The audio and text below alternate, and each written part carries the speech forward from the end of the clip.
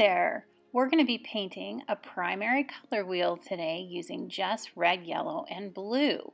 So here's my palette. I've put it on a little paper plate. I have my brush, my water, and I have another paper plate that's bigger that has little notches that have been put in there for you to be able to get a color wheel laid out. So I have marked my notches. Oh, and my name is on the back. And now I'm taking a ruler and connecting the notches halfway across. So I'm splitting up this circle in half 3 times. Now I'm going to label my colors. There we go. And here is the color wheel, just in case you need help with labeling. Then I'm going to start with yellow. I'm going to just paint that pie yellow. Now with a little bit of red, just a teeny tiny bit of red, I'm going to mix it into part of my yellow, and that will give me orange.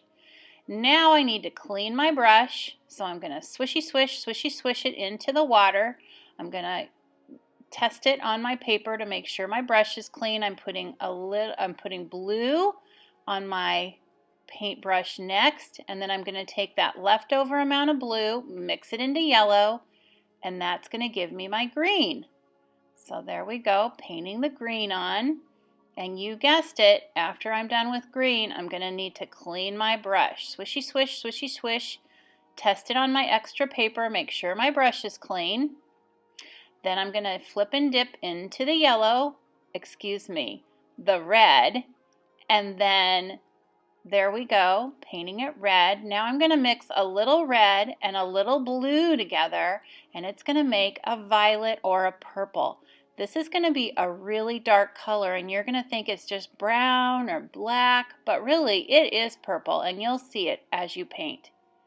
And there we go, a color wheel made with the 3 primary colors, making the secondary colors. Thanks for watching.